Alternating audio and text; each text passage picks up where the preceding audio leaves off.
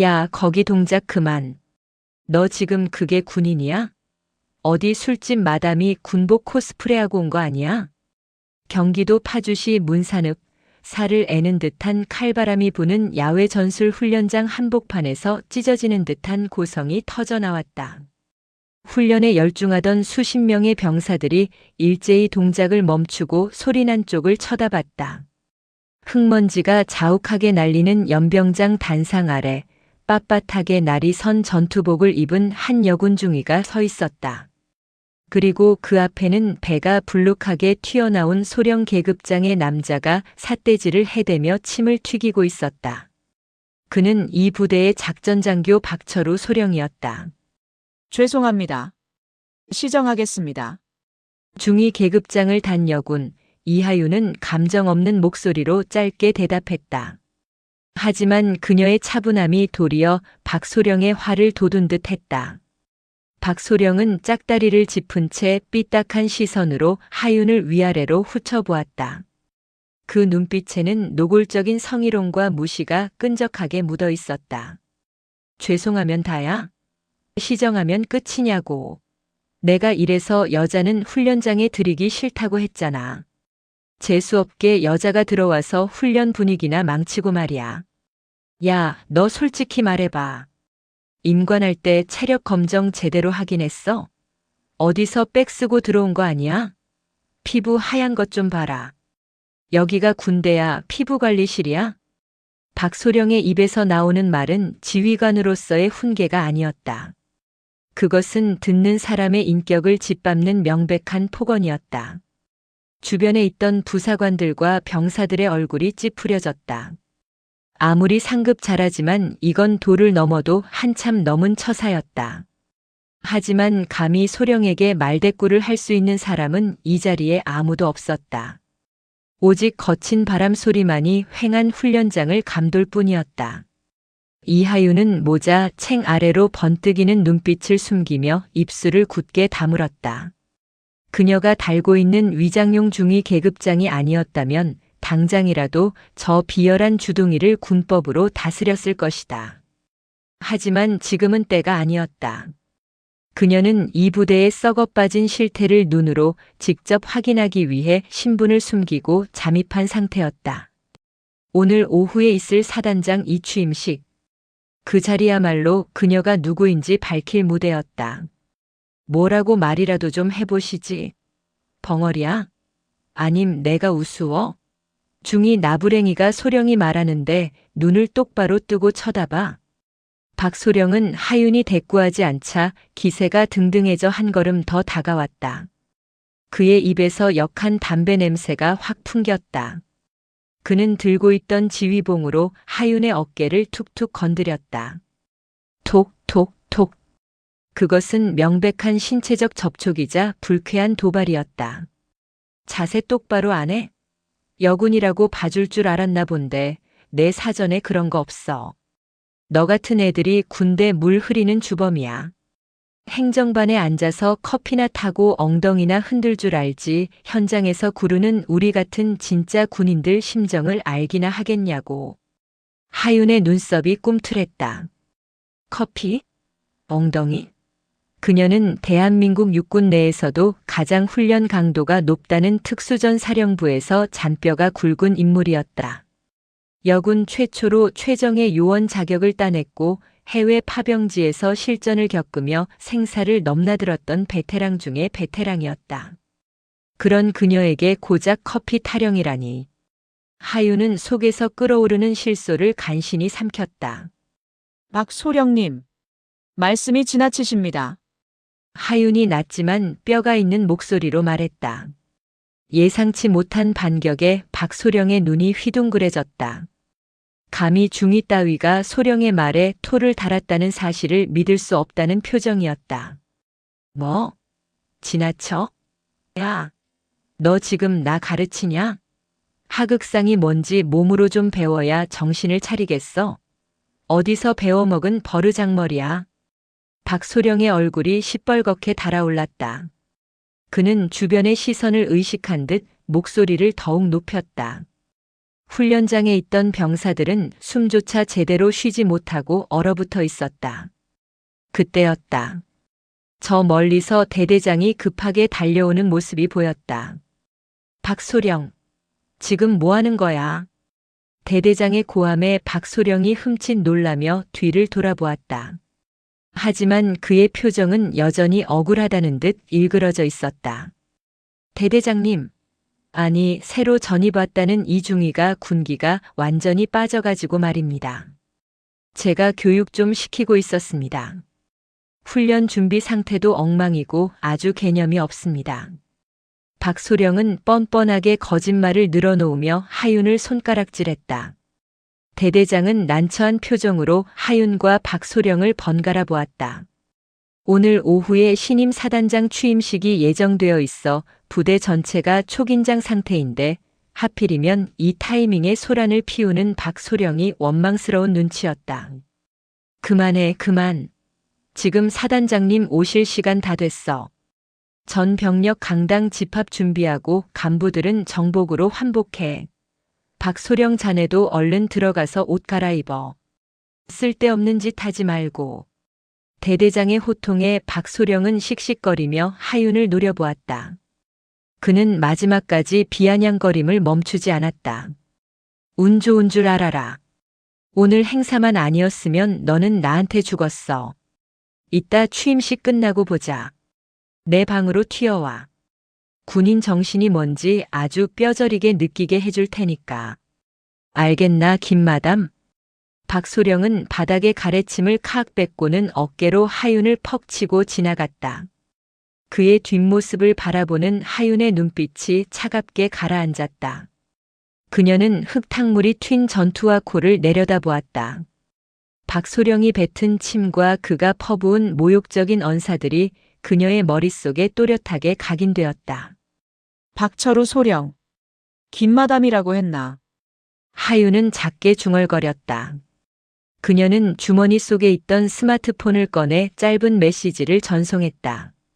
수신이는 그녀의 오랜 친구이자 법무법인 정의의 대표 변호사 한재희였다. 준비해. 먹잇감이 아주 싱싱해. 제 발로 걸어 들어왔어.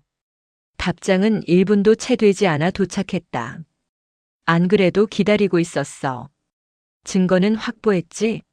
오늘 저녁 뉴스 헤드라인은 우리가 접수한다. 기대할게, 사단장님. 하윤의 입가에 서늘한 미소가 번졌다. 훈련장에 불어오는 바람이 더욱 거세졌다. 하지만 그녀는 추위를 느낄 새가 없었다. 이제 곧 시작될 연극의 2막, 아니 진짜 본막을 준비해야 했기 때문이었다. 그녀는 흙먼지를 털어내지 않은 채 묵묵히 막사 쪽으로 발걸음을 옮겼다. 병사들은 그녀의 뒷모습을 보며 수군거렸다. 야, 저 신임 중위님 진짜 큰일 난 거 아니냐? 박소령 저 인간 한 번 찍으면 끝까지 괴롭히는데. 그러게 말입니다. 아까 보니까 표정이 장난 아니던데. 불쌍해서 어쩌냐. 전입 오자마자 지옥을 보겠네. 병사들의 걱정 어린 시선을 뒤로하고 하윤은 대대 건물 안으로 들어섰다. 복도에는 취임식 준비로 분주한 간부들이 오가고 있었다. 개중에는 하윤을 보고 힐끔거리며 비웃는 이들도 있었다. 박소령이 벌써 입을 놀린 모양이었다. 여자가 들어와서 분위기 망친다는 헛소문은 쥐새끼처럼 빠르게 퍼져나가고 있었다. 하윤은 자신에게 배정된 임시 숙소로 들어와 문을 잠갔다. 거울 속에 비친 자신의 모습은 흙먼지를 뒤집어 쓴 초라한 중이 그 자체였다. 그녀는 천천히 상의 단추를 풀었다. 중위 계급장이 달린 전투복 상의가 바닥으로 툭 떨어졌다. 그 아래 관물대 깊숙한 곳에 보관되어 있던 정복 가방을 꺼냈다. 지퍼를 열자 묵직한 위험이 느껴지는 짙은 녹색의 정복이 모습을 드러냈다. 그리고 그 어깨 견장에는 은색으로 빛나는 별 2개, 소장 계급장이 서늘하게 빛나고 있었다. 박철우 소령. 당신이 그토록 강조하던 진짜 군인의 맛을 보여주지. 그녀는 익숙한 손놀림으로 정복을 갖춰 입었다. 매무새를 다듬고 정모를 눌러 쓰자 조금 전 훈련장에서 모욕을 당하던 힘없는 여군의 모습은 온데간데 없었다. 거울 속에는 수만 명의 병력을 지휘하는 제1보병사단장 이하윤 장군만이 서 있을 뿐이었다. 같은 시각 대대작전과 사무실. 박철우 소령은 정복으로 갈아입으며 옆자리에 앉은 김대위에게 낄낄거리고 있었다. 야, 김대위. 아까 봤냐? 내가 그 신임 쏘가리 길을 확 꺾어놨어. 여자가 어디서 눈을 치켜뜨고 말이야. 요즘 애들은 기본이 안 되어 있어. 아, 보셨습니까? 박소령님 카리스마에 아주 얼어붙던데요. 근데 그러다가 사단 감찰이라도 나오면 어쩌시려고 그러십니까? 요즘 분위기 살벌합니다. 감찰? 웃기지 마라. 내 동기가 지금 군단 감찰과에 있어. 무슨 일 생기면 다 알아서 덮어주게 되어 있다고. 그리고 신임 사단장? 여자라며? 여자가 별 달아봤자지. 현장을 알기나 하겠어? 와서 얼굴이나 비추고 사진이나 찍다가 가겠지. 여자는 그저 집에서 애나 보는 게 맞아. 박소령은 거울을 보며 넥타이를 매만졌다. 자신의 미래가 어떻게 될지 꿈에도 모른 채 그는 콧노래까지 흥얼거리고 있었다. 오늘 취임식 끝나면 회식이나 하자고. 그 신임 중이 불러서 술이나 한 잔 따르라고 해야겠어. 군 생활 편하게 하려면 줄을 잘 서야 한다는 걸 가르쳐 줘야지. 그는 음흉한 미소를 지으며 사무실을 나섰다. 밖에서는 강당에 집합하라는 방송이 울려 퍼지고 있었다. 하늘은 잿빛으로 흐렸지만 박소령의 기분만큼은 쾌청했다. 아니, 쾌청하다고 착각하고 있었다. 곧 들이닥칠 쓰나미를 전혀 감지하지 못한 채 말이다. 오후 2시. 연병장이 아닌 대강당으로 장소가 변경되었다는 방송이 나왔다. 갑작스러운 한파로 인해 실내에서 취임식을 진행하라는 상부의 지시였다. 수백 명의 장병들이 강당을 가득 메웠고 단상 위에는 화려한 꽃장식과 함께 태극기가 걸려 있었다. 맨 앞줄에는 연대장과 대대장 그리고 주요 참모들이 도열해 있었다. 박소령 역시 그 줄 끝자락에 서서 지루하다는 듯 하품을 참으며 손목시계를 쳐다봤다. 아, 진짜 늦네. 빨리 하고 끝내지. 다리 아파 죽겠구만. 그가 투덜거리던 찰나 강당 내의 조명이 살짝 어두워지며 사회자의 힘찬 목소리가 스피커를 찢을 듯 울려 퍼졌다. 지금부터 제1보병사단장 취임식을 거행하겠습니다. 부대 차렷. 좌중의 소란스러움이 일순간에 멈추고 팽팽한 긴장감이 감돌았다. 군악대의 웅장한 연주가 시작되었고 강당 입구에 거대한 문이 서서히 열렸다. 모든 이들의 시선이 문 쪽으로 쏠렸다. 박소령도 흘긋 고개를 돌려 입구를 바라보았다. 어떤 아줌마가 들어오나 보자. 그는 속으로 비웃음을 흘리며 들어오는 인물을 확인했다. 그리고 그 순간 박소령의 눈동자가 지진이라도 난 듯 격렬하게 흔들리기 시작했다. 입구로 들어서는 인물은 키가 크고 날카로운 인상의 여군이었다. 잘 다려진 정복, 가슴에 달린 수많은 약장들, 그리고 무엇보다 양쪽 어깨에서 번쩍이는 은색의 별 2개. 그 위압감은 실로 대단했다. 하지만 박소령을 경악하게 만든 건 계급장이 아니었다. 저 얼굴, 저 차가운 눈빛. 불과 몇 시간 전 흙먼지 날리는 훈련장에서 자신이 삿대질을 해대며 술집 마담 커피나 타라고 모욕했던 그 신임 중위. 그녀가 바로 신임 사단장이었다. 박소령의 입에서 바람 빠지는 소리가 새어나왔다. 다리에 힘이 풀려 휘청거렸다. 옆에 서 있던 김대위가 그를 부축하며 작게 속삭였다. 소령님, 왜 그러십니까? 어디 편찮으십니까? 안색이 흑빛입니다. 김대위의 말은 박소령의 귀에 들어오지 않았다. 그의 머릿속은 하얗게 타버린 재처럼 변해버렸다. 단상을 향해 또각또각 걸어가는 사단장 이하윤의 구두 소리가 마치 자신의 목을 조여오는 카운트다운 소리처럼 들렸다. 하윤은 단상 위로 올라가 지휘봉을 탁 내려놓고 천천히 고개를 돌려 간부들이 서 있는 곳을 응시했다. 그녀의 시선이 정확히 박철우 소령에게 꽂혔다. 매서운 독수리가 도망칠 곳 없는 쥐새끼를 발견한 듯한 섬뜩하고도 강렬한 눈빛이었다. 하윤의 인매가 살짝 비틀리며 박소령만이 알아볼 수 있는 서늘한 미소를 지어 보였다. 그녀의 입모양이 천천히 움직였다. 소리는 들리지 않았지만 박소령은 그 말을 똑똑히 읽을 수 있었다. 안녕, 박소령. 박철우의 얼굴은 순식간에 시신처럼 창백해졌다. 그는 자신이 파놓은 무덤 앞에 서 있는 꼴이었다. 등줄기를 타고 식은 땀이 비 오듯 쏟아져 내렸다. 심장이 터질 듯이 쿵쾅거렸다. 이제 곧 지옥문이 열릴 차례였다. 단결. 제1보병사단장 소장 이하윤 12월 16일부로 본직을 명받았습니다. 이에 신고합니다. 마이크를 타고 흐르는 이하윤 사단장의 목소리는 차분했지만 강당 전체를 쩌렁쩌렁하게 울릴 만큼 힘이 있었다. 수백 명의 장병들이 숨죽인 채 단상을 올려다보았다. 단상 아래 맨 뒷줄, 박철우 소령은 마치 도살장에 끌려온 소처럼 부들부들 떨고 있었다.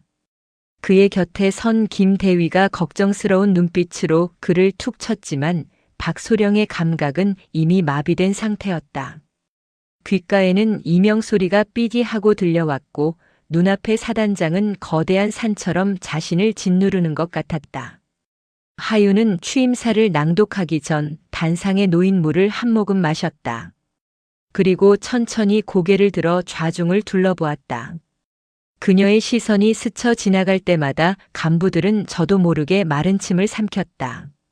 취임사에 앞서 오늘 제가 부대에 들어오면서 겪었던 아주 흥미로운 일화 하나를 여러분과 나누고 싶습니다. 하윤의 입에서 흥미로운 일화라는 말이 나오자마자 박소령의 심장이 덜컥 내려앉았다. 제발 아니기를, 제발 그 이야기가 아니기를 빌었지만 하윤의 입꼬리는 잔혹하게 올라가 있었다. 오늘 오전 저는 부대 현황을 있는 그대로 파악하고자 중위 계급장을 달고 예하 대대 훈련장을 방문했습니다. 그곳에서 참으로 놀라운 광경을 목격했습니다. 한 영관급 장교가 훈련 준비보다는 새로 전입 온 여군 장교의 외모를 품평하고 커피 심부름이나 하라며 호통을 치고 있더군요. 강당 안이 술렁이기 시작했다. 여기저기서 웅성거리는 소리가 들려왔다. 저 미친 진짜야? 어떤간 큰 놈이? 와, 사단장인 줄 모르고 그랬다고. 그 새끼 인생 종쳤네. 병사들과 간부들의 수군거림이 파도처럼 퍼져나갔다. 하윤은 잠시 말을 멈추고 반응을 지켜보다가 다시 마이크를 잡았다.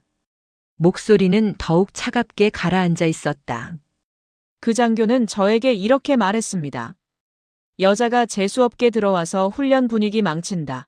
여기가 군대냐, 피부관리실이냐, 심지어는 저를 김마담이라고 부르더군요.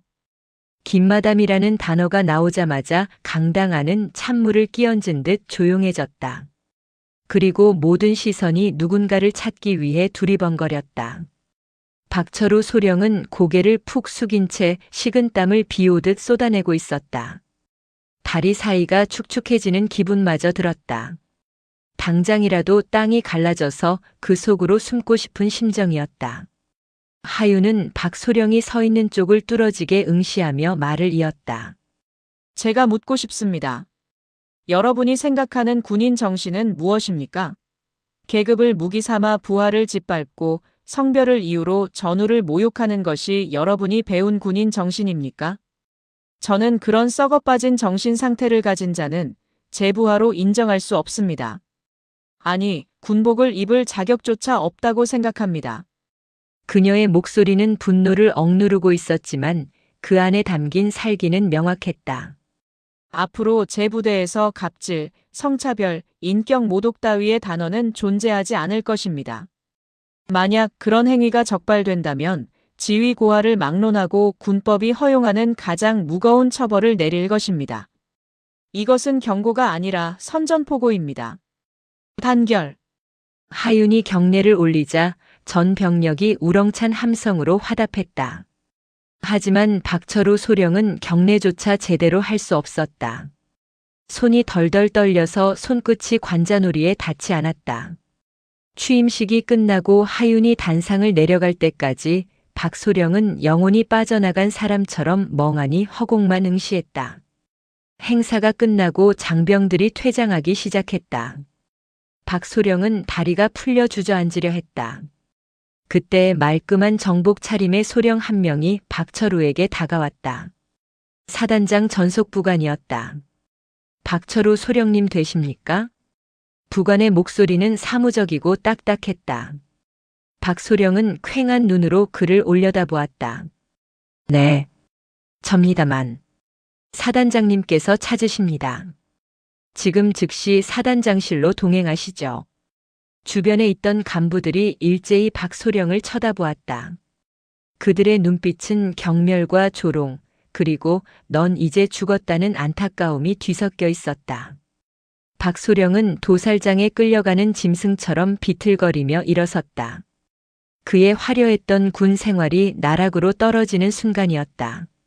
사단 본청 2층, 사단장실 앞 복도는 유난히 길고 차가웠다. 박철우 소령은 문 앞에서 마른 침을 삼켰다. 안에서 인기척은 들리지 않았다. 전속 부관이 노크를 하고 문을 열었다. 사단장님, 박철우 소령 데려왔습니다. 들여보내. 짧고 건조한 대답. 박소령은 후들거리는 다리를 이끌고 집무실 안으로 들어갔다. 넓은 집무실 창가에는 하윤이 뒷짐을 지고 서서 연병장을 내려다보고 있었다. 그녀는 박소령이 들어왔는데도 한참 동안 뒤를 돌아보지 않았다. 그 침묵의 시간은 박소령에게 1년과도 같이 느껴졌다. 벽에 걸린 시계 초침 소리만이 째깍째깍 그의 심장을 긁어댔다. 용건이 뭡니까, 박소령? 하윤이 천천히 몸을 돌리며 물었다. 그녀는 정모를 벗어 책상 위에 올려두고 소파에 앉았다. 박소령에게 앉으라는 말은 없었다. 박소령은 차려 자세를 취하려 했지만 몸이 말을 듣지 않아 엉거주춤하게 서 있었다. 사단장님, 죽을 죄를 지었습니다. 저는 정말 꿈에도 몰랐습니다. 사단장님이신 줄 알았다면 제가 감히. 사단장인 줄 알았다면? 하윤이 헛웃음을 터뜨리며 말을 잘랐다. 그녀의 눈매가 날카롭게 휘어졌다. 그게 무슨 뜻이지? 사단장이면 깍듯하게 모시고 힘없는 중이면 밟아도 된다는 뜻인가? 자네의 군인 정신은 상대방의 계급장에 따라 달라지나 보지. 아닙니다. 제 말은 그게 아니라 훈육 차원에서 군기를 잡으려다 보니 말이 좀 거칠게 나갔습니다. 제가 원래 성격이 좀 불같아서. 훈육? 훈련장에서 처음 본 여군 장교에게 마담이라고 부르는 게 자네식 훈육인가? 커피나 타오라고 하는 게 훈육이야? 하윤이 책상을 쾅 내리쳤다. 그 소리에 박소령이 화들짝 놀라 어깨를 움츠렸다. 박철우 소령. 나는 오늘 자네를 사단장이 아니라 대한민국 여군의 한 사람으로서, 그리고 자네보다 먼저 군복을 입은 선배로서 보고 있는 거야. 자네가 오늘 훈련장에서 보여준 태도는 단순한 실수가 아니었어. 그건 습관이고 자네의 썩어빠진 인성이 그대로 드러난 거야. 하윤은 책상 서랍에서 녹음기 하나를 꺼내 재생 버튼을 눌렀다. 지직거리는 소음과 함께 박소령의 목소리가 흘러나왔다. 야, 김마담. 오늘 취임식 끝나고 내 방으로 튀어와. 군인 정신이 뭔지 뼈저리게 느끼게 해줄 테니까. 아까 대대장이 말리고 난 뒤 하윤의 귀에 대고 속삭였던 그 협박. 하윤은 이미 그 순간부터 녹음을 하고 있었던 것이다. 박소령의 얼굴이 흙빛을 넘어 시체처럼 하얗게 질렸다. 에이, 이걸 언제? 자네가 말했지. 내 방으로 튀어오라고. 그래서 내가 자네를 내 방으로 불렀어. 자, 이제 어디 한번 뼈저리게 느껴봐. 군법이 얼마나 무서운지, 그리고 자네가 건드린 사람이 누구인지. 박소령은 털썩 무릎을 꿇었다. 자존심이고 뭐고 따질 때가 아니었다. 사단장님, 한 번만 살려주십시오. 제가 미쳤었습니다. 처자식이 있습니다. 아이가 이제 겨우 초등학교 들어갔습니다. 제발 선처해 주십시오. 그는 바닥에 머리를 찌우며 읍소했다. 눈물인지 콧물인지 모를 액체가 바닥에 떨어졌다. 하지만 하윤의 표정은 미동조차 없었다. 오히려 더 싸늘하게 식어갈 뿐이었다. 처자식, 자네가 훈련장에서 내게 쏟아부은 그 모욕적인 말들을 들었을 때 내 가족들은 어떤 심정이었을까 생각 안 해봤나? 자네가 괴롭혔던 수많은 부하들에게도 가족이 있어. 그들은 자네 때문에 피눈물을 흘렸을 거야. 하윤은 자리에서 일어나 박소령 앞으로 다가갔다. 그리고 굽어보며 낮게 속삭였다. 일어나. 내 집무실 바닥 더럽히지 말고. 사단장님, 나는 사적인 복수는 하지 않아. 다만 공적이고 법적인 절차를 아주 철저하게 밟을 거야. 감찰 조사, 헌병 수사, 그리고 징계위원회까지. 자네가 빠져나갈 구멍은 단 1mm도 없을 거야. 나가. 하윤의 단호한 축객령에 박소령은 비틀거리며 일어섰다. 더 이상 매달려봤자 소용없다는 것을 깨달았다.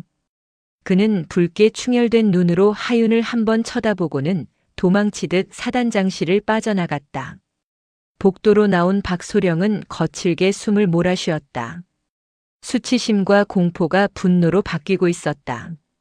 그는 주먹을 꽉 쥐었다. 이대로 당할 수는 없었다.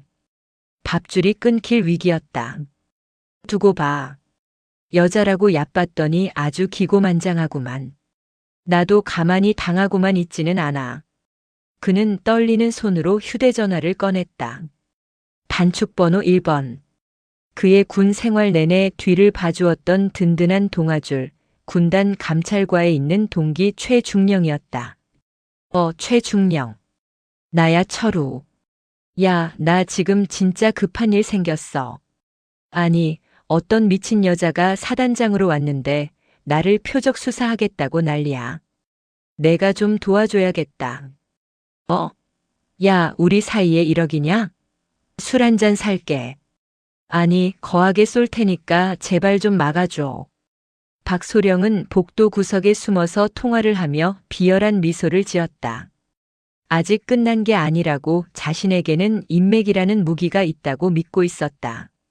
하지만 그는 모르고 있었다. 그가 잡으려는 그 동아줄이 이미 썩어 문드러져 끊어지기 직전이라는 사실을. 그날 저녁 파주 문산 시내의 한 허름한 횟집. 박철우 소령은 사복으로 갈아입고 소주잔을 기울이고 있었다. 그의 앞에는 1군단 감찰과 소속 최민수 중령이 앉아 있었다.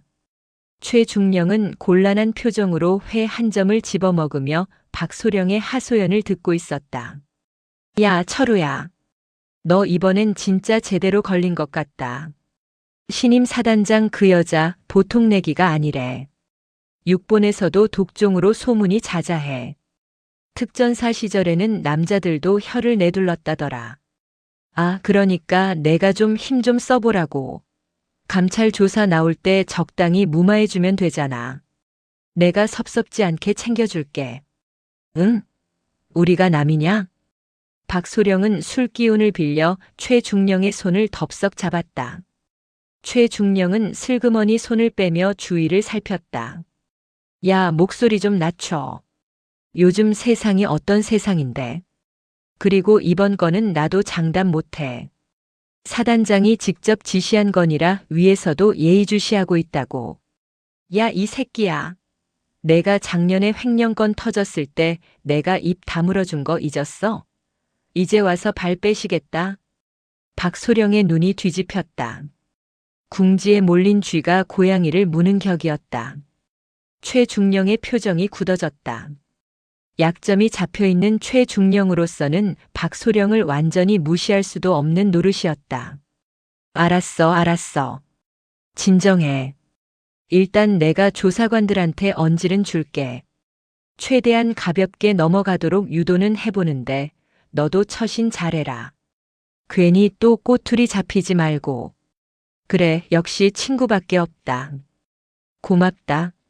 내가 이번만 넘기면 진짜 조용히 살게. 박소령은 안도의 한숨을 내쉬며 소주를 들이켰다. 최중령이 손을 써준다면 정직이나 감봉 정도로 끝날 수도 있을 거라는 헛된 희망을 품었다. 그는 2차를 가자며 최중령을 끌고 밖으로 나왔다. 하지만 그 시각 사단 본청 등화관제된 사단장실은 대낮처럼 환하게 불이 켜져 있었다. 하윤의 책상 위에는 수십 권의 서류철이 쌓여 있었다. 지난 5년간 박철우 소령이 거쳐간 부대의 부대 운영비 장부, 병력 관리 기록, 그리고 징계 회의록들이었다. 역시 냄새가 난다 했어. 하윤은 서류를 넘기며 차갑게 중얼거렸다. 장부는 엉망이었다. 회식비 이중 청구, 훈련 자재비 횡령, 병사 휴가증 판매 의혹까지. 단순히 인성 문제만 있는 게 아니었다. 박철우 소령은 군대라는 조직에 기생하며 피를 빨아먹는 거머리 같은 존재였다. 똑똑. 노크 소리와 함께 사단 법무참모가 들어왔다. 사단장님 지시하신 대로 과거 피해자들의 진술을 확보 중입니다만 보복을 두려워해서 입을 여는 병사들이 많지 않습니다. 박소령이 워낙 악질이라 전역한 병사들도 엮이기 싫어합니다. 예상했던 바야. 그래서 외부 전문가를 불렀지. 하윤은 책상 위에 놓인 명함 하나를 법무참모에게 건넸다. 법무법인 정의 대표 변호사 한재희. 내 친구이자 이 바닥에서 불도저로 통하는 변호사야. 군 내부 조사는 자네가 맡고 밖에서 피해자들을 모으고 여론을 만드는 건 이 친구가 맡을 거야. 안팎으로 조여 들어가면 박소령도 그리고 그 뒤를 봐주는 세력도 버티지 못할 거야. 하윤의 눈빛이 매섭게 빛났다. 그녀는 단순히 박소령 한 명을 잡으려는 게 아니었다. 박소령이 믿고 있는 그 썩은 동아줄인 군단 감찰 라인까지 모조리 뽑아낼 작정이었다. 다음 날 아침 부대 분위기는 살얼음판 같았다. 박소령은 숙취에 찌든 얼굴로 출근했다. 최중령이 도와주기로 했으니 별일 없을 거라 자위하며 사무실에 앉아 있었다. 그때였다. 행정반 문이 벌컥 열리며 정복을 입은 헌병 수사관들과 감찰 장교들이 들이닥쳤다. 작전장교 박철우 소령님 되십니까? 네, 그런데요. 무슨 일이시죠? 박소령은 짐짓 태어난 척 물었지만 목소리는 떨리고 있었다. 사단장님 특별 지시로 긴급 압수수색을 진행합니다. 박소령님의 개인 PC와 서류 일체를 확보하겠습니다. 그리고 지금 즉시 헌병대로 동행해 주셔야겠습니다. 뭐? 압수수색? 야, 너네 미쳤어? 내가 누군지 알아? 영장은 있어. 박소령이 고래고래 소리를 질렀다. 하지만 수사관들은 눈 하나 깜짝하지 않았다. 군사법원에서 발부한 정식 압수수색 영장입니다. 협조하지 않으시면 공무집행방해로 추가 입건될 수 있습니다. 비켜주십시오. 수사관들이 박소령을 밀치고 책상을 뒤지기 시작했다. 서랍에서 비밀 장부와 USB가 쏟아져 나왔다. 박소령은 털썩 주저앉았다. 최중령에게 전화를 걸려고 휴대폰을 꺼내려 했지만 헌병이 그의 손목을 낚아챘다. 휴대폰도 증거물로 압수합니다.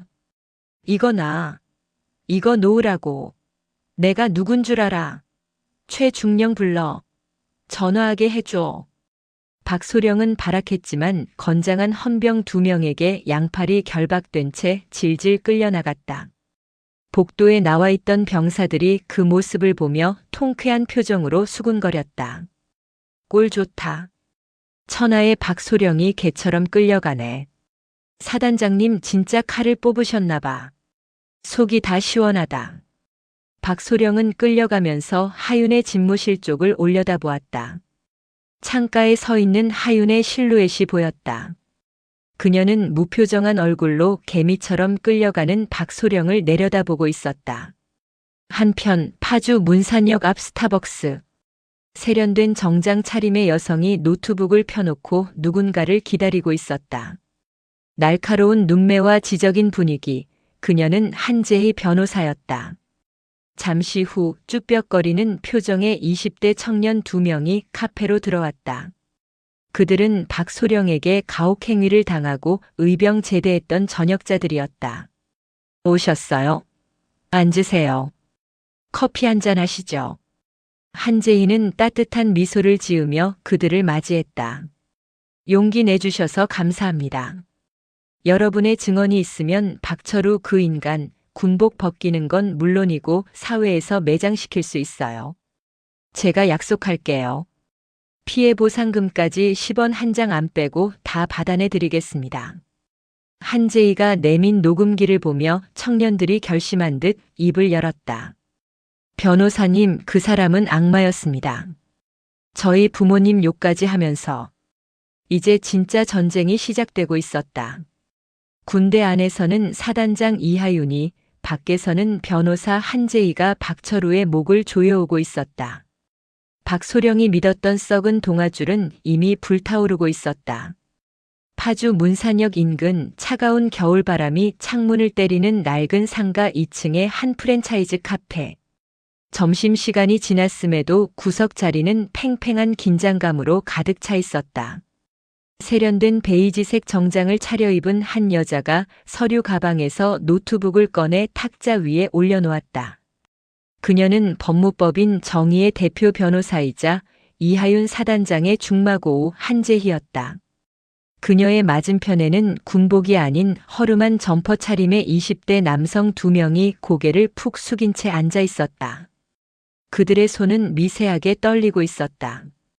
그들은 박철우 소령 밑에서 복무하다가 정신적인 충격을 이기지 못하고 의병 제대하거나 억울한 누명을 쓰고 영창을 다녀온 피해자들이었다. 먼 길 오시느라 고생 많으셨습니다. 김민재 씨 그리고 최동훈 씨 맞으시죠? 제이가 부드러우면서도 단단한 목소리로 침묵을 깼다. 김민재라 불린 청년이 떨리는 손으로 아이스 아메리카노 빨대를 만지작거리며 힘겹게 입을 열었다. 변호사님, 정말 그 인간, 박철우 소령을 잡을 수 있는 겁니까? 그 사람은 악마입니다. 저희가 예전에 국방 헬프콜에 신고하려고 했을 때도 귀신같이 알아내서는 행정반으로 불러서 너희 부모님 직장까지 찾아가서 가만 안 둔다고 협박했던 사람이에요. 아직도 그 사람 목소리만 생각하면 심장이 뜁니다. 민재의 목소리에는 여전한 공포가 짙게 서려 있었다. 제이는 핸드백에서 명함 한 장을 꺼내 그들의 앞자리에 놓았다. 그리고 녹음기를 켜며 그들의 눈을 똑바로 응시했다. 걱정하지 마세요. 이번엔 상황이 다릅니다. 지금 1사단 사단장님이 직접 칼을 빼드셨거든요.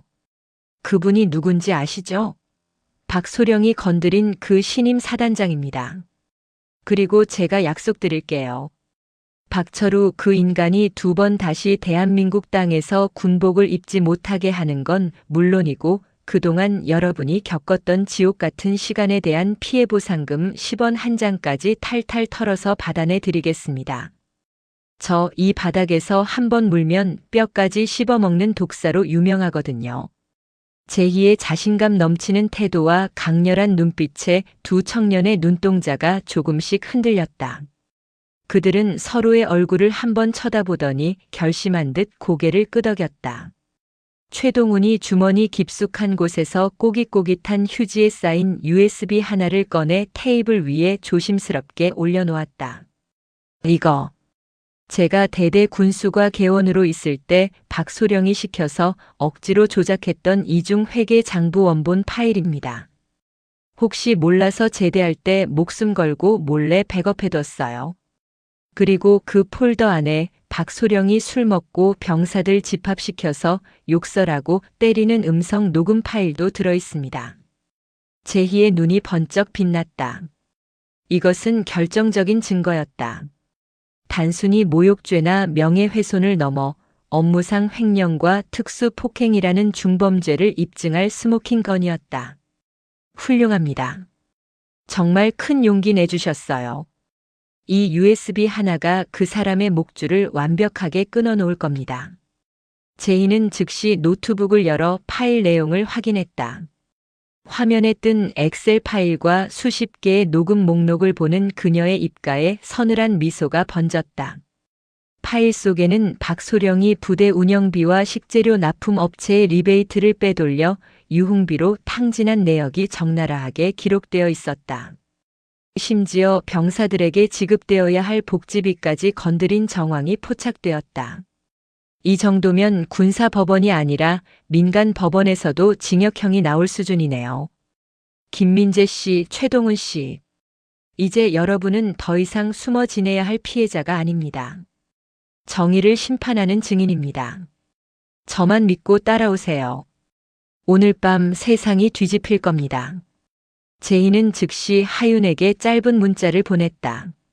스모킹 건 확보 완료. 횡령, 폭행, 협박 3종 세트야. 이제 터트리기만 하면 돼. 그 시각 부대 내 간부 독신자 숙소 BOQ. 박철우 소령은 좁은 방 안을 뱅뱅 돌며 손톱을 물어뜯고 있었다. 헌병대에서 1차 조사를 받고 풀려나긴 했지만 증거 인멸 및 도주 우려가 없으니 일단 영내 대기하라는 명령을 받은 상태였다. 휴대폰은 압수당했고 방 안에는 숨막히는 정막만이 감돌았다. 그는 불안감에 미칠 것만 같았다. 믿었던 군단 감찰과 최중령은 연락이 되지 않았다. 아니, 연락할 방법이 없었다. 젠장. 그 USB. 그게 걸리면 끝인데. 박소령의 머릿속에 번개처럼 스치는 기억이 있었다. 행정반 자신의 책상 서랍 깊숙한 곳, 바닥 판자를 드러내면 나오는 비밀 공간. 그곳에 숨겨둔 비자금 통장과 또 다른 거래 내역이 담긴 수첩. 낮에 헌병들이 압수수색을 했지만 그 비밀 공간까지는 찾아내지 못했을 가능성이 높았다. 만약 내일 2차 정밀 수색이 들어오면 그것마저 발각될 것이 뻔했다. 지금 가야 해. 지금 가서 없애버려야 해. 벽시계는 새벽 2시를 가리키고 있었다. 밖은 칠흑 같은 어둠에 잠겨 있었다. 박소령은 조심스럽게 방문을 열고 복도를 살폈다. 당직 사관의 순찰 시간이 지난 직후였다. 그는 검은색 트레이닝복 모자를 깊게 눌러쓰고 숙소를 빠져나왔다. 파주의 살인적인 밤바람이 뼛속까지 스며들었지만 추위를 느낄 겨를이 없었다. 심장이 터질 듯이 쿵쾅거려 식은땀이 흘렀다. 그림자처럼 은밀하게 움직여 대대본청 건물 뒤편 비상구에 도착했다. 다행히 잠겨 있지 않았다. 그는 익숙한 지형지물을 이용해 CCTV 사각지대를 골라 이동했다.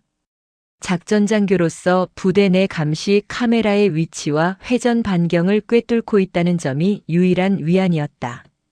그래, 내가 이 부대 작전장교야. 감히 나를 가도? 행정반 문을 조심스럽게 열었다. 끼익.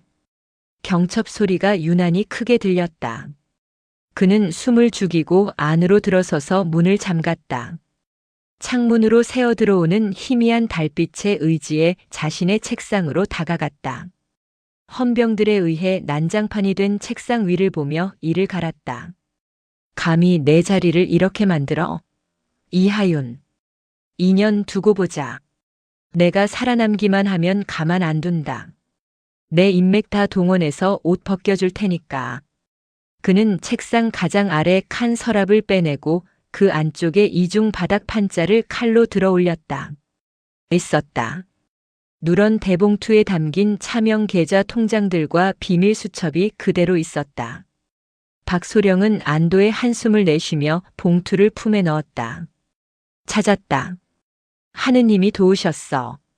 이제 이것만 소각장에서 태워버리면 증거는 없어. 그가 몸을 돌려나가려는 순간이었다. 찾으시는 게 이건가요? 팍. 갑자기 행정반 전체에 대낮처럼 환한 불이 켜졌다. 눈이 부셔 손으로 얼굴을 가린 박소령의 귀에 또각또각 차갑고 규칙적인 구두 굽소리가 들려왔다. 시야가 확보되자 그는 기겁하며 뒤로 자빠질 뻔했다. 행정반 입구 팔짱을 낀 채 여유롭게 서 있는 사단장 이하윤. 그리고 그 뒤에는 헌병대장과 캠코더를 든 수사관들, 심지어 법무참모까지 도열해 있었다. 사단장님. 박소령은 품에 넣었던 봉투를 엉겁결에 바닥에 떨어뜨렸다. 하윤은 천천히 걸어와 바닥에 떨어진 봉투를 집어들었다. 그녀의 표정은 마치 쥐덫에 걸린 쥐를 보는 고양이처럼 흥미로워 보였다. 증거인멸 시도. 현행범이네요. 박소령, 자네가 작전장교라 CCTV 사각지대를 잘 안다고 생각했겠지? 하지만 내가 오늘 저녁에 사각지대마다 초소형 이동식 감시카메라를 설치해두라고 지시한 건 몰랐나 보군. 자네가 복도에서부터 기어들어오는 모습, 아주 생중계로 잘 봤어. 하윤은 봉투 안의 내용을 확인하고는 싸늘하게 웃었다. 차명 통장의 비밀 장부라. 헌병들이 못 찾아서 아쉬워했는데 자네가 이렇게 친절하게 찾아주다니 고맙군. 덕분에 수사가 훨씬 수월해지겠어. 스스로 무덤을 아주 깊게 파는구만. 이건 함정입니다. 함정 수사라고요. 내가 내 물건 가지러 온 게 무슨 죄입니까? 이건 무효야. 박소령은 악을 쓰며 일어났다. 이성은 마비되었고 남은 것은 벼랑 끝에 몰린 짐승의 본능뿐이었다.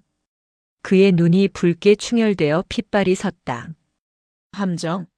자네는 지금 영내 대기 명령을 어기고 심야에 무단으로 사무실에 침입해서 압수수색 대상이 될 수 있는 주요 범죄 증거물을 은닉하려 했어. 이게 죄가 아니면 뭔가? 그리고 하윤은 손가락으로 천장 구석을 가리켰다. 저기 돌아가고 있는 카메라 보이지? 자네가 들어와서 이하윤 가만 안 둔다. 옷 벗겨버린다고 중얼거린 거 고화질로 다 녹화됐어. 상관 모욕죄 및 협박죄 추가네. 그 순간 박소령의 이성이 툭 끊어졌다. 그는 더 이상 군인도 장교도 아니었다. 그저 발악하는 범죄자일 뿐이었다. 야, 이하윤, 내가 뭔데 날 갈아 말아야. 너 여자라고 내가 봐주니까 기어올라. 내가 누군지 알아? 내 뒤에 누가 있는지 아냐고. 너 같은 건 한 방에 날려버릴 수 있어. 죽여버릴 거야. 박소령이 괴성을 지르며 하윤을 향해 달려들었다. 주먹을 높이 치켜든 그의 모습은 흉물스러웠다. 뒤에 있던 헌병들이 놀라 달려 나오려 했지만 하윤이 더 빨랐다. 그녀는 특전사 시절 수천 번 반복했던 격투 기술을 본능적으로 꺼내 들었다. 달려오는 박소령의 주먹을 가볍게 고개만 까딱해 피한 뒤 그의 팔목을 잡아 비틀며 동시에 오른발로 박소령의 정강이를 정확하게 가격했다. 뼈가 울리는 둔탁한 소리와 함께 박소령이 비명을 지르며 고꾸라졌다. 하윤은 바닥에 쓰러진 박소령의 팔을 꺾어 제압하며 무릎으로 그의 등을 눌렀다. 이게 자네가 무시하던 여군의 실력이야. 덩치만 컸지 기본기도 없는 놈이 어디서 주먹질이야. 곧바로 헌병들이 달려들어 수갑을 채웠다. 바닥에 얼굴이 처박힌 채 팔이 뒤로 꺾인 박소령은 분함과 고통에 몸부림쳤다. 이거 나. 이거 안 나? 내가 누군 줄 알고. 최중령 불러. 전화하게 해줘. 하윤은 제압된 박소령 앞에 쭈그리고 앉아 그의 눈을 똑바로 쳐다보았다. 내가 누구긴. 넌 그냥 현행범이야. 그리고 내 뒤에 있다는 그 사람들. 글쎄, 내일 아침 뉴스 보면 생각이 달라질걸? 하윤은 헌병대장에게 고개를 끄덕였다. 긴급 체포하세요. 증거인멸, 도주시도, 그리고 상관 폭행 미수입니다. 구속영장 청구할 필요도 없겠네요. 바로 영창에 집어넣고 내일 검찰로 넘기세요. 예, 알겠습니다. 끌고 가. 박소령은 개처럼 질질 끌려나갔다. 복도 끝까지 그의 처절한 비명과 욕설이 메아리 쳤다. 하윤은 그 모습을 끝까지 지켜보다가 주머니에서 진동하는 휴대폰을 꺼냈다. 제희였다. 제희야. 잡았어. 아주 화려하게 자폭해주던데. 응, 내가 일부러 틈을 좀 보여줬더니 덥석 물더라고. 증거물도 완벽해. 이제 터트려. 세상 사람들이 다 알게 해줘. 다음 날 아침 대한민국은 발칵 뒤집혔다. 출근길 지하철과 버스, 식당의 TV 화면마다 속보 자막이 붉게 깔렸다. 단독 보도 육군 모부대 피소령, 엽기적인 갑질과 횡령 의혹 신임 여군 사단장에게 마담 발언 충격. 녹취록 공개 피해 장병들 줄줄이 증언 그는 악마였다. 부모 욕설까지. 화면에는 한재희 변호사가 제공한 녹취록이 음성 변조 없이 생생하게 흘러나왔다. 야, 김마담. 내 방으로 튀어와. 군인 정신이 뭔지 뼈저리게.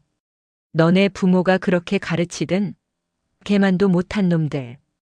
앵커의 격앙된 목소리가 이어졌다. 충격적인 소식입니다. 파주 지역 육군 부대의 영관급 장교가 수년간 부하들에게 폭언과 가혹 행위를 일삼고 수천만 원의 공금을 횡령한 사실이 드러났습니다. 특히 최근 부임한 신임 여군 사단장의 정체를 모른 채 성적인 모욕을 가하는 녹취까지 공개되어 국민들의 공분을 사고 있습니다. 군 검찰은 어젯밤 피소령을 증거인멸 및 상관 폭행 미수 혐의로 긴급 체포했습니다. 화면은 박철우 소령이 어젯밤 헌병들에게 양팔이 붙들려 끌려 나오는 영상으로 바뀌었다. 비록 얼굴에 모자이크 처리가 되었지만 뱃살이 튀어나온 체형과 특유의 걸음걸이 때문에 주변 지인이나 가족이라면 누구나 알아볼 수 있는 모습이었다. 서울의 한 고급 아파트 거실. 박소령의 아내는 멍하니 TV를 바라보고 있었다. 그녀의 손에 들린 커피잔이 바닥으로 떨어져 산산조각이 났다. 쨍그랑. 날카로운 파열음이 집안을 울렸다. 여보? 저거. 당신이야? 유치원 갈 준비를 하던 어린 딸이 엄마의 치마자락을 잡으며 물었다. 엄마, 왜 그래? 아빠 TV에 나왔어? 아빠 유명해진 거야? 아내는 황급히 딸의 눈을 가리고 TV 전원을 껐다. 그녀의 손은 사시나무 떨듯 떨리고 있었다. 곧이어 식탁 위에 있던 그녀의 휴대폰이 미친 듯이 울리기 시작했다. 친정 식구들, 시댁 식구들, 그리고 동네 학부모들의 전화였다. 철우 엄마 뉴스 봤어? 저거 철우 아빠 아니지? 설마.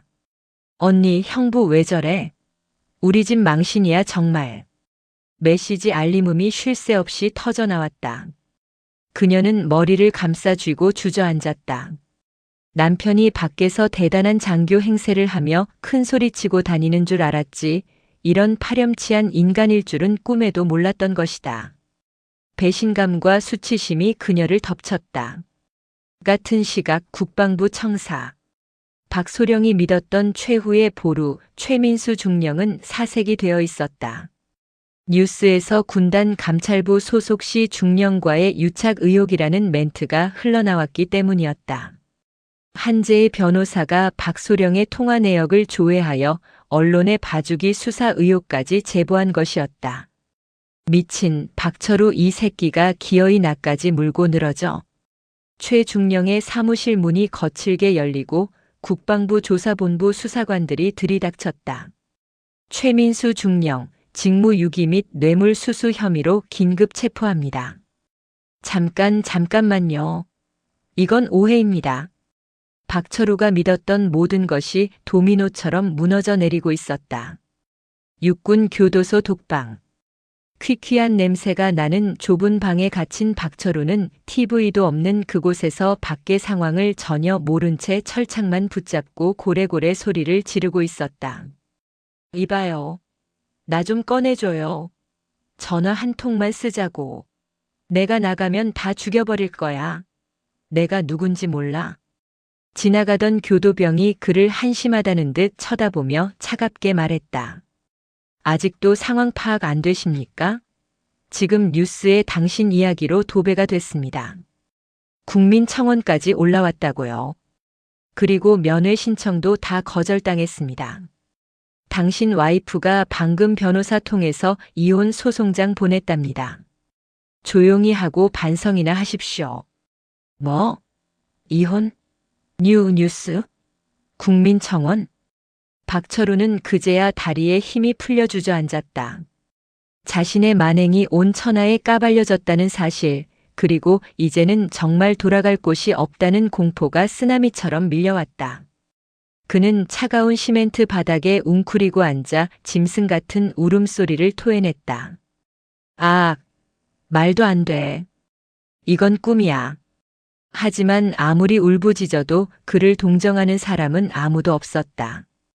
부대 안의 병사들은 뉴스를 보며 환호했고 하윤과 제이는 멀리서 피어오르는 파주의 아침 해를 바라보며 승리의 미소를 짓고 있었다. 그것은 악인이 스스로 판 무덤에 들어가는 완벽하고도 통쾌한 인과응보의 시작일 뿐이었다. 경기도 양주시 인근에 위치한 제1군단 보통군사법원. 평소라면 적막했을 법정 앞 복도는 수많은 취재진과 방청객으로 발 디딜 틈이 없었다. 대한민국을 떠들썩하게 만든 갑질 소령 사건의 첫 공판이자 선고 공판이 열리는 날이었다. 법정 문이 열리고 수갑을 찬 채 포승줄에 묶인 박철우가 교도관들에게 이끌려 들어왔다. 불과 며칠 전까지만 해도 빳빳한 전투복을 입고 어깨에 힘을 주던 위풍당당한 모습은 온데간데 없었다. 헝클어진 머리, 며칠간 깎지 못한 수염, 그리고 공포에 질려 퀭한 눈동자. 그는 마치 도살장에 끌려온 짐승처럼 몸을 떨고 있었다. 방청석 맨 앞줄에는 사단장 이하윤과 변호사 한재희가 나란히 앉아 그를 지켜보고 있었다. 박철우는 힐끔 그녀들을 쳐다보다가 하윤의 서늘한 눈빛과 마주치자 화들짝 놀라 고개를 돌렸다. 재판장이 들어오고 엄숙한 분위기 속에서 재판이 시작되었다. 피고인 박철우. 군형법상 상관 모욕, 초병 협박, 직권 남용 및 가혹 행위, 그리고 업무상 횡령 혐의를 모두 인정합니까? 군 판사의 날카로운 질문에 박철우는 입술을 달싹거렸다. 그가 선임한 변호사가 급히 마이크를 잡았다. 재판장님, 피고인은 횡령 혐의에 대해서는 일부 인정하나 상관 모욕과 가혹 행위는 훈육 과정에서 발생한 오해였음을 주장합니다. 또한 피고인이 깊이 반성하고 있으며 부양해야 할 가족이 있다는 점을 참작하여 이해 있습니다. 검사석 옆 피해자 법률 대리인 자격으로 참석한 한재희 변호사가 자리에서 벌떡 일어났다. 그녀의 목소리는 법정 전체를 울릴 만큼 또렷하고 힘이 있었다. 방금 피고인 측 변호인은 훈육이라는 단어를 사용했습니다. 하지만 저희가 제출한 증거 영상과 녹취록을 보셨다면 그것이 훈육이 아닌 일방적인 폭력이자 인격 살인임을 아실 겁니다. 여기 증인을 신청합니다. 재판장의 허가와 함께 증인석 문이 열렸다. 박철우의 안색이 하얗게 질렸다. 들어오는 사람들은 김민재, 최동훈을 비롯해 그에게 괴롭힘을 당했던 전역자와 현역 병사들이었다. 그들은 더 이상 두려움에 떠는 약자가 아니었다. 증인, 피고인에게 당했던 일을 진술해 주십시오. 김민재가 떨리지만 확신에 찬 목소리로 입을 열었다. 박철우 소령은 아니, 저 사람은 악마였습니다. 저희 부모님 직업을 거론하며 너 같은 놈 낳고 미역국은 드셨냐는 말을 서슴지 않았습니다. 회식 자리에서는 술을 마시고 저희 정강이를 군화발로 걷어차는 게 일상이었습니다. 제가 아파서 의무대에 가겠다고 했을 때는 꾀병 부리지 말라며 약 대신 욕을 퍼부었습니다. 증언이 이어질수록 방청석에서는 탄식과 욕설이 터져나왔다. 재판장은 조용히 하라며 법봉을 두드렸지만 장내의 분노는 쉽게 가라앉지 않았다. 결정적으로 법정 스크린에 하윤이 직접 촬영한 행정반 난동 영상이 재생되자 박철우는 고개를 들 수 없었다. 영상 속에서 그는 상관인 사단장에게 주먹을 휘두르며 죽여버리겠다고 소리치고 있었다. 피고인, 저 영상 속의 인물이 본인이 맞습니까? 판사의 질문에 박철우는 기어들어가듯 대답했다. 네, 맞습니다. 상관인 사단장에게 주먹을 휘두른 것이 훈육입니까? 아니면 홧김에 한 실수라고 변명할 겁니까? 박철우는 아무 말도 할 수 없었다. 모든 변명이 통하지 않는다는 것을 깨달았다. 그는 털썩 주저앉아 울먹이기 시작했다. 판사님, 제가 잘못했습니다. 술에 취해서 제정신이 아니었습니다. 한 번만 용서해 주십시오. 제가 군 생활만 15년을 했습니다. 제발 군복만은 벗지 않게 해 주십시오. 그의 비굴한 모습에 하윤은 차가운 냉소를 보냈다. 강자 앞에서는 한없이 비굴하고 약자 앞에서는 잔혹한 전형적인 소인배의 모습이었다. 재판장은 잠시 서류를 검토하더니 단호한 표정으로 판결문을 낭독하기 시작했다. 주문. 피고인 박철우를 징역 5년에 처한다. 또한 군인사법에 의거하여 피고인의 장교 신분을 박탈하며 제적 처리한다. 아울러 횡령한 공금 8,500만 원 전액을 추징한다. 징역 5년? 박철우의 눈이 뒤집혔다. 집행유예 따위는 없었다. 실형이었다. 게다가 불명예 전역으로 퇴직금은 반 토막이 날 것이고 군인연금은 아예 박탈당할 것이었다. 안 돼. 이럴 순 없어. 판사님, 사단장님, 제가 잘못했습니다. 제발. 박철우가 증인석을 넘어 난동을 부리려 하자 교도관들이 달려들어 그를 제압했다. 바닥에 짓눌린 채 끌려나가는 박철우의 비명이 법정을 가득 채웠다. 하윤과 제인은 그 모습을 끝까지 지켜보았다. 그것은 단순한 복수가 아니라 무너진 정의가 바로 세워지는 순간이었다. 판결이 확정된 후 박철우는 국군 교도소에서 민간 교도소로 이송되었다. 파면되었기에 더 이상 군인이 아니었기 때문이었다. 차가운 겨울비가 내리는 날 그는 죄수복을 입고 호송버스에 올랐다. 버스 차창 밖으로 보이는 세상은 그가 알던 세상과 달랐다. 불과 한 달 전만 해도 그는 어깨에 힘을 주고 다니던 소령이었지만 지금은 가슴에 수인 번호 4885를 단 범죄자일 뿐이었다. 교도소 접견실. 유리병 너머로 아내가 찾아왔다. 하지만 그녀의 손에는 사식이나 따뜻한 옷 대신 서류 봉투가 들려 있었다. 도장 찍어. 이혼 서류야. 아내의 목소리는 얼음장처럼 차가웠다. 박철우는 떨리는 손으로 수화기를 잡았다. 여보, 당신마저 이러면 어떡해. 내가 나가서 다시 시작할게. 응? 애 얼굴 좀 보여줘. 다시 시작? 꿈깨. 당신 때문에 우리 집이 어떻게 됐는지 알아? 동네 창피해서 이사 가야 해. 애들이 학교에서 살인자 딸이라고 손가락질 받는다고. 위자료랑 양육비 청구 소송도 같이 걸었으니까 그런 줄 알아.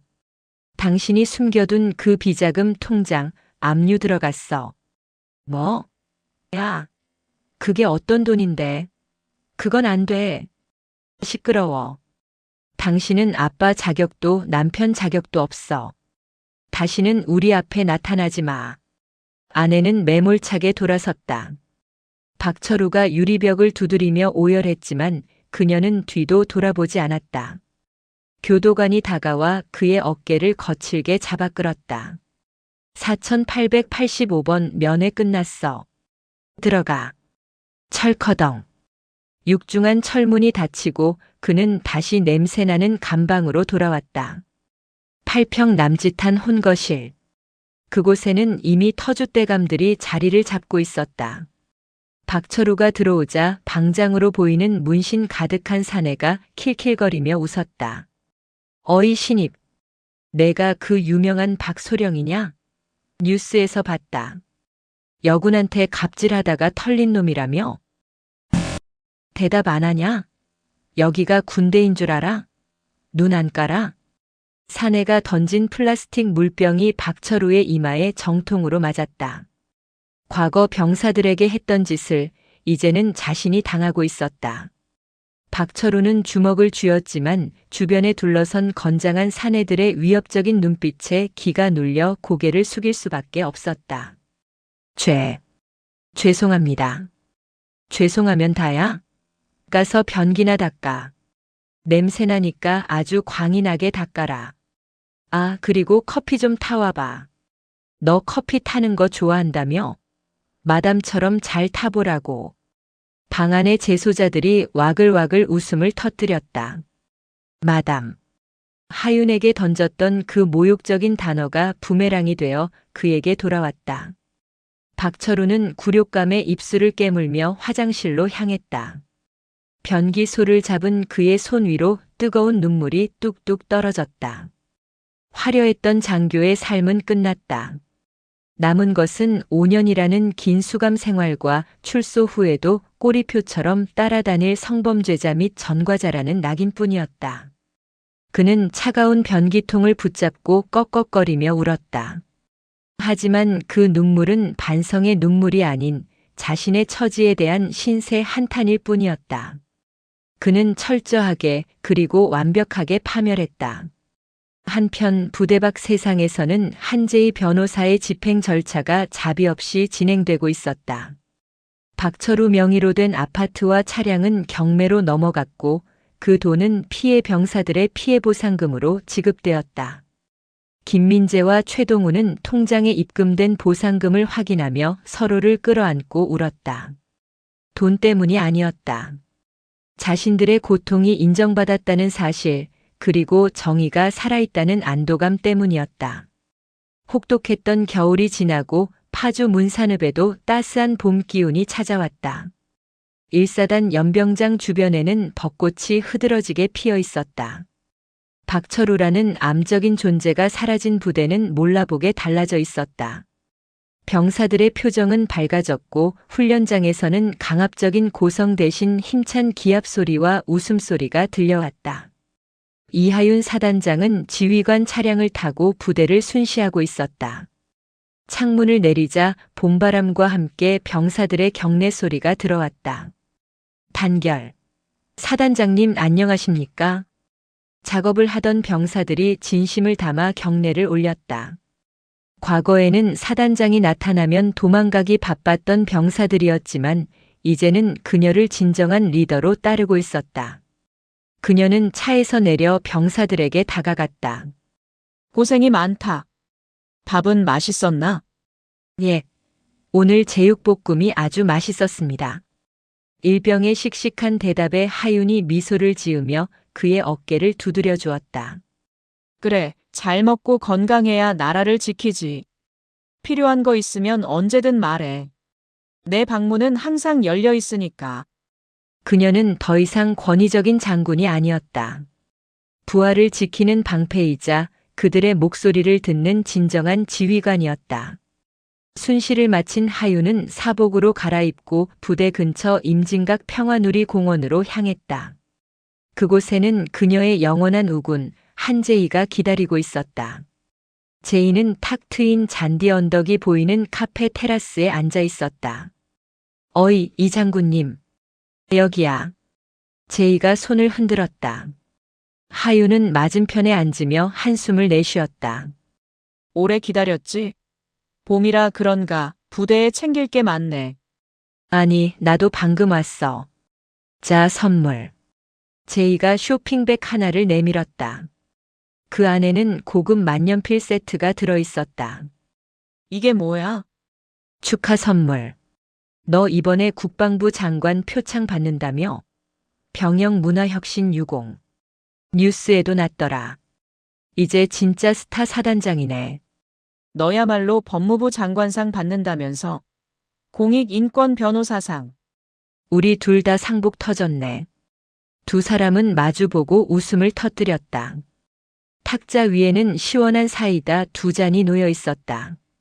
탄산 기포가 보글보글 올라오는 모습이 마치 그들의 속을 대변해주는 것 같았다. 생각해보면 박철우 그 인간 덕분에 우리가 이렇게 상도 받고 부대도 깨끗해진 거 아니야? 고맙다고 면회라도 가야 하나? 제희의 농담에 하윤이 고개를 저었다. 됐어. 그런 인간은 기억에서 지우는 게 상책이야. 그곳에서 평생 자신이 무슨 짓을 했는지 곱씹으며 살겠지. 그것보다 민재 씨랑 동훈 씨는 잘 지내. 응, 민재 씨는 복학해서 공부 열심히 하고 있고 동훈 씨는 작은 사업 시작했대. 둘 다 너한테 너무 감사하다고 나중에 꼭 밥 한 끼 대접하고 싶다더라. 다행이네. 정말 다행이야. 하윤은 사이다 잔을 들어 올렸다. 저 멀리 철책선 너머로 북녘 땅이 희미하게 보였지만 이곳 파주의 바람은 평화롭기만 했다. 재희야. 나 군인 되길 잘한 것 같아. 갑자기 응. 힘이 있다는 게, 권력이 있다는 게 이렇게 쓰일 수도 있잖아. 나쁜 놈들 혼내주고 착한 사람들 지켜주고. 앞으로도 그렇게 살 거야. 내 어깨에 달린 별이 부끄럽지 않게. 하윤의 눈빛은 그 어느 때보다 빛나고 있었다. 재희도 잔을 들어 하윤의 잔에 부딪혔다. 쨍 하는 청아한 소리가 공원 가득 울려 퍼졌다. 그래. 넌 안에서 지켜. 난 밖에서 싸울 테니까. 우리 둘이 합치면 못할 게 뭐가 있겠냐? 이 대한민국에서. 자, 건배하자. 우리의 통쾌한 승리와 앞으로의 정의를 위하여. 위하여. 두 사람은 시원하게 사이다를 들이켰다. 목구멍을 타고 넘어가는 짜릿한 탄산이 가슴속까지 뻥 뚫어주었다. 봄바람이 불어와 두 사람의 머리카락을 기분 좋게 흩날렸다. 악은 멸망했고 정의는 승리했다. 그리고 그녀들의 이야기는 이제야 비로소 진짜 시작되고 있었다. 하윤과 제이가 서로를 마주보며 환하게 웃는 모습을 끝으로 파주의 푸른 하늘 위로 카메라가 멀어지며 소설은 막을 내렸다.